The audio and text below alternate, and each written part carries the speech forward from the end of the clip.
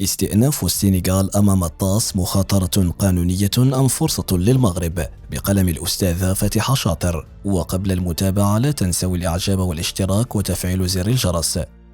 أعاد قرار الاتحاد السنغالي لكرة القدم باللجوء إلى محكمة التحكيم الرياضي في لوزان وضم كل من الاتحاد الإفريقي لكرة القدم والجامعة الملكية المغربية لكرة القدم كأطراف في الاستئناف النقاش إلى وجهة الساحة الرياضية والقانونية، وبين من يرى في هذه الخطوة تصعيدا محفوفا بالمخاطر ومن يعتبرها إجراء عاديا في النزاعات الرياضية، يبرز سؤال جوهري: هل وضع الاتحاد السنغالي نفسه في موقف أصعب مما كان عليه؟ من الناحية القانونية البحتة، إدراج المغرب كطرف في النزاع ليس بالضرورة خطأ، بل يمكن فهمه كإجراء منطقي، لأن القرار المطعون فيه يمس بشكل مباشر مصلحة طرفين: الجهة التي أصدرت القرار وهي الكاف، والجهة المستفيدة منه وهي المغرب. وفي مثل هذه القضايا تميل المحاكم الرياضية إلى إشراك جميع الأطراف المعنية لضمان مبدأ المواجهة العادلة وتمكين كل طرف من الدفاع عن موقفه. لكن في المقابل هذا الخيار يرفع من تعقيد الملف بالنسبة للجانب السنغالي، فبدل مواجهة هيئة واحدة وهي الكاف أصبح عليه الآن التعامل مع جبهتين قانونيتين: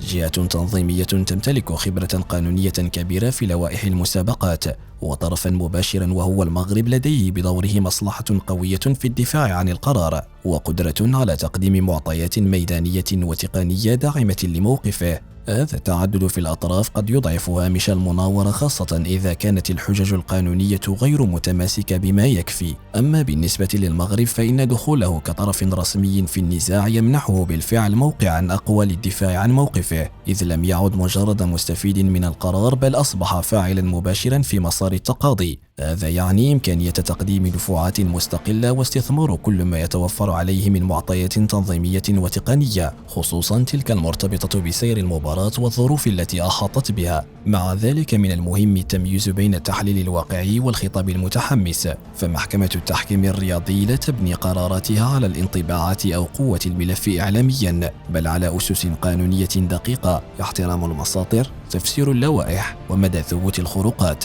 وبالتالي لا يمكن الجزم مسبقا بأن إدخال المغرب سيؤدي حتما إلى خسارة السنغال، أو أن القضية محسومة لصالح طرف دون آخر. كما أن توصيف الخطوة بالانتحار القانوني قد يكون مبالغا فيه، لأن بعض الاستئنافات تبنى أصلا على توسيع دائرة الأطراف لإعادة النظر في القرار من جميع جوانبه، وهو ما قد يكون جزءا من استراتيجية الدفاع حتى وإن كانت محفوفة بالمخاطر. في النهاية ما يحدث هو انتقال الملف من المجال الرياضي إلى ساحة قانونية دولية دقيقة، حيث الكلمة الفصل ستكون للنصوص والوقائع لا للتأويلات أو التوقعات. وقد يكون إدخال المغرب في النزاع سلاحا ذا حدين: فرصة له لتعزيز موقفه، وفي الوقت نفسه تحديا إضافيا للسنغال التي باتت مطالبة بإقناع هيئة التحكيم بطرحها في مواجهة طرفين بدل طرف واحد.